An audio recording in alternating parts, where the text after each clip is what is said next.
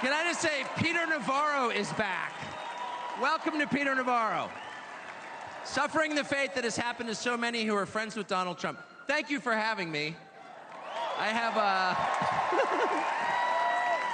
have been to many conventions. I have never been to a more fun convention or a convention with better vibes. They literally let Navarro out of prison. First of all, thank you. This feels a lot different from what I thought it was going to feel like. I can't hear you, but I know it's something good. So I watched the video of what happened in Butler, Pennsylvania about 50 times. I think I was one of about 8 billion people around the world who watched it. And the more I watched it, the more it struck me that everything was different after that moment. Everything. And this convention is different. The nation is different. The world is different. Donald Trump is different. When he stood up after being shot in the face, bloodied, and put his hand up, I thought at that moment, that was a transformation. This was no longer a man. Well, I think it was divine intervention. But the effect that it had on Donald Trump, he was no longer just a political party's nominee or a former president or a future president. This was the leader of a nation. And I think there's a difference. I've spent most of my life in Washington where the president is at the top of the pyramid, everyone wants to be the president. But if you think about it, the presidency comes with great power, obviously. But if you think about it, that is a title that is bestowed by a process of some sort that can be subverted.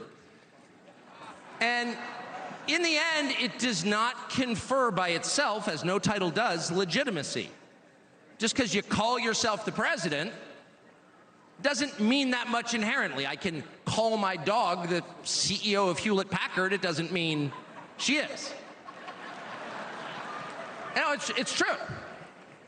And you hate to say it, but it is also true, as a fact, that you could take, I don't know, a mannequin, a dead person, and make him president. No, you could. I'm just saying theoretically possible. With enough cheating, that could happen. But being a leader is very different. It's not a title. It's organic. You can't name someone a leader. A leader is the bravest man. That's who the leader is. That is true in all human organizations. This is a law of nature. And in that moment, Donald Trump, months before the presidential election, became the leader of this nation. That was the most obvious to me. And I have to say, I think it changed him. He reached out to Trump within hours of it that night. And what he said to me that night, having just been shot in the face, he said not a single word about himself. He said only how amazed he was and how proud he was of the crowd, which didn't run. And I thought two things. The first thing I thought was, well, of course they didn't run. His courage gave them heart. A leader's courage gives courage to his people. And the second thing I thought was, this is the selfish guy I've been hearing about for 9 years, really? Not a word about himself? About his people, period. And the second thing I noticed, which I don't think anyone has remarked upon in public, but I'm just going to since I don't have a script, like why not, is that he turned down the most obvious opportunity in politics to inflame the nation after being shot.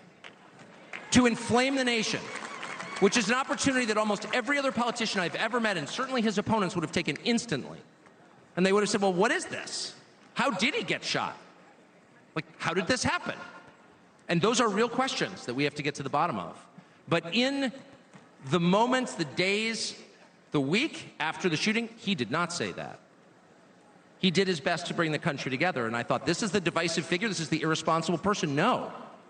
This is the most responsible, unifying behavior of a leader I think I've ever seen. So the question is, where is he leading us?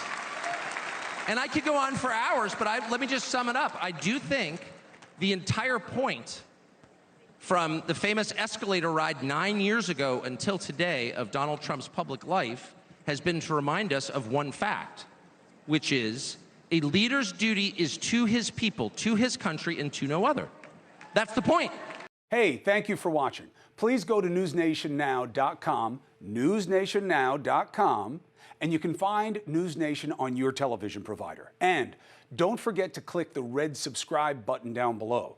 Then you will get more of NewsNation's fact-driven coverage.